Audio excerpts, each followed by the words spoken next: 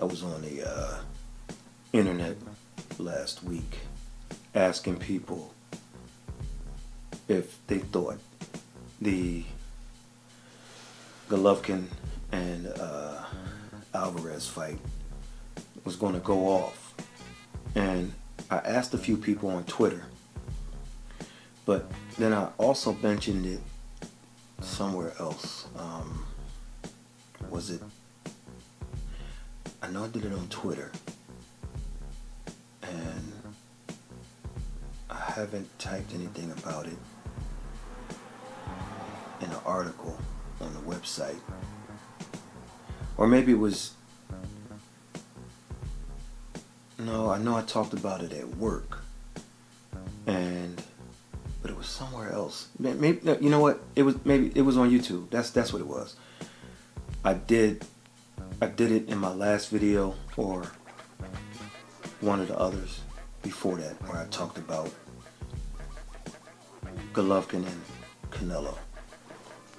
And I asked for a reason. I did it for a reason. Initially I talked about East Coast fans scared to buy tickets. So let me start there. We refer to that as East Coast bias. So whenever there's a big fight in Vegas, the media who is interested in covering it, they file a credential request. And many of the people who want to cover the fight are East Coast media people. Now, if your last name is Raphael or Kellerman, you'll automatically be approved. But for the mid-level media, it might be 50-50 on if you get approved or not, or maybe 40-60, that you'll be approved to cover it. And you're slightly below that, your lower level media, you might have a 20% shot. However, that's still 20%, and you hold out hope that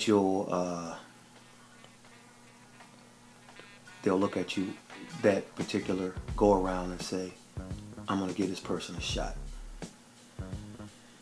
The problem is accommodations, hotels, flights, etc. You usually know if you're credentialed to cover the fight 1 week ahead of time. So instead of a month earlier, for example, getting a $600 round trip flight from New York to Las Vegas, you're forced to book a flight 1 week before the fight. So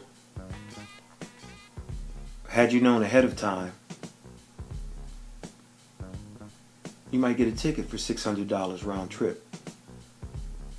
But when you find out 1 week or the week of, like that Monday before the Saturday, you might find a flight to Vegas for like $700. One way. $700. So some East Coast writers kindly asked if they could let us know like a month ahead of time. Then you can save money. The answer was basically no. And once again, we call that East Coast bias. So don't be mad at Golovkin. He got angry the other day about what's going on, and his comments helped to put pressure on the Nevada State Athletic Commission to do something. And the problem with that at this point in the game is it's coming at a cost to the fans. Just like with the media. And so, in other words, boxing is dropping the ball again and is now making a circus out of this. The reason I asked the question on Twitter and YouTube is because I had the feeling that something would happen. Either the fight would be called off, or one fighter would walk away, or this double cross thing that I mentioned in my last video with BJ Saunders fighting one of the guys on like the double cross tip. And while everybody was saying this is boxing, nothing's going to happen, nothing's going to be done, I kind of felt that something different would happen this go around, but not this. And what is the this I'm talking about? I'll close out the video with it a little bit later. But you're doing the same thing to East Coast fans that you've been doing to the media for years. You got them stuck in the hold pattern, the hold mode, if you will. Their fans scared to book trips until they know that this fight is 100% ready to go. Now, I know lots of hotels have a policy where you can cancel up to like 72 hours ahead of time. I get that. And I know flights have refundable tickets. However, there's a fine print that comes with those. Like Southwest has refundable tickets. However, their fun fares or their lowest fares are not refundable. So what they tell you is you can get a credit for future travel, but then there are a bunch of restrictions like, well, how long you have to use it, you know, what flights you can use it for, etc., etc. So one question I have is, why are we waiting until April 10th for a hearing? And that's just the hearing. Will it be a same day ruling? I mean, how long will a ruling take? This is a circus. This is why boxing has been dormant for years. You know, that 18 to 40-year-old demographic got into other sports back in the day when boxing fell off. And then when MMA blew up, boxing fell below it. And then professional wrestling preceded MMA, like in the 80s and 90s. And they just grabbed the boxing fans. Sure, everybody loved Mike Tyson, and you had your Roy Jones Jr. lovers, but because of corruption and what have you, people say, look, man, if I want a circus atmosphere and I want corruption or what, look, I can watch WWF back then. Now it's WWE. I mean, at least I'm going to be entertained, and they're not hiding the fact that it's entertainment at a level where it's cartoonish. Now, when this story broke, the world was saying that nothing would happen. It's boxing. And I kept saying something would. I just felt something would happen. Not exactly this. But because of the hearing, now the world seems to think something is going to happen. Well, now I'm jumping off. So the world has shifted its thinking to what I was thinking a few weeks ago, but now I'm shifting my thinking to what the world was thinking initially. And I'm going to go the way that most people initially thought. I don't think anything will come of this hearing. I don't. Boxing doesn't want to know the truth. It doesn't. If it did, it would have tested Canelo's training team. If it did, it would have requested a hair sample. If it did, it would have made a decision by now and not April 10th. I mean, look at this guy's changed physique in the short time that it changed. I mean, he's mad muscular. I mean, like crazy muscular. It's not the transformation. Man, look at the explosiveness this guy has that was lacking in the past. I mean, look, if you couldn't knock Junior out, you couldn't knock Mosley out, you couldn't knock Trout or Lara or Matthew Hatton or Lovemore and Dew out, then you're not going to knock Golovkin out. You're not going to hurt him. Not if you couldn't get it done with those guys. And you knew you couldn't beat the old man fair and square the first time. So you did the question, if you watch the weigh-in, the questionable scale thing.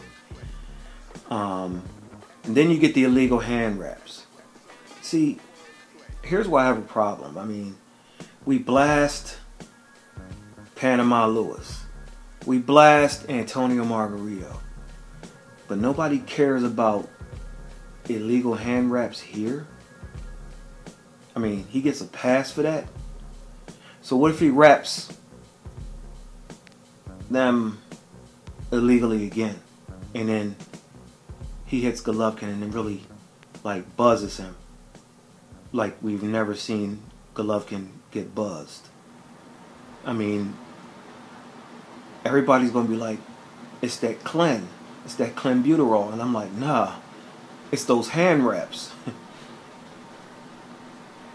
Back in the day, HBO would have been all over this. And on fight night, seriously, I hope they show Canelo getting his hands wrapped from the beginning. And if you see him go tape gauze, then Golovkin could be in more jeopardy than he would be fighting a cycled off Canelo cycling off clenbuterol. I'm more concerned with the hand wraps. Now, HBO should go back in the day mode like they used to and have a roving reporter and a cameraman in the dressing room to watch the hand wrapping. Look, the problem is these boxing networks have become promoters also, and he's their guy. So we'll see how that plays. All right, so here's what I think is going to happen. Alvarez is going to continue to pass tests between now and April 10th. Canelo will testify about the meat and come with some kind of receipt where he allegedly purchased this contaminated stuff, which is a joke. Or this witness will come out of nowhere and he'll give a song and dance about where the meat came from. You know, take one for the team, in other words. Then we'll see a doctor give testimony who nobody heard of before and will probably never be heard of again. And he'll say that the picograms were at a level consistent with a meat contamination. Now, if this were a thing where there was a prosecutor they would come and they would find their own doctor to dispute whatever Canelo's doctor is saying, or the commission's doctor, or whoever's doctor. They would find their own doctor to dispute everything with evidence to show you why what that doctor said is not true. But this won't be the case. This won't be the case. It'll be one of those things with like 5 board members, and they'll vote 3-2 or 4-1 to let the fight go on. So here's the question of the day. And I don't like to curse, but I will here. Someone tell me, what the fuck is a temporary suspension? I mean, the fight is May 5th. He's in training camp right now. So what are you suspending? I mean, you're not stopping him from training, and we aren't saying the fight is canceled. So what are you suspending him from doing? And even if you were suspending him for something, what is a temporary suspension? You either suspend or you don't. See, if you allow the meat thing to fly, and his picograms are what they were rumored to be, you have now set a precedent. Every fighter that comes behind him for the same drug can use the excuse, especially if their picograms come in at a lower level than Canelo's. It's like there's nothing that anyone can do. On top of that, you'll have to temporarily suspend those fighters also, or they'll have impetus to sue. And so you kind of backed yourself into a wall. A lot of people are calling it NAC instead of NSEC now, so Nevada Athletic Commission. Some writings have taken the word state out. I'll still call them NSEC.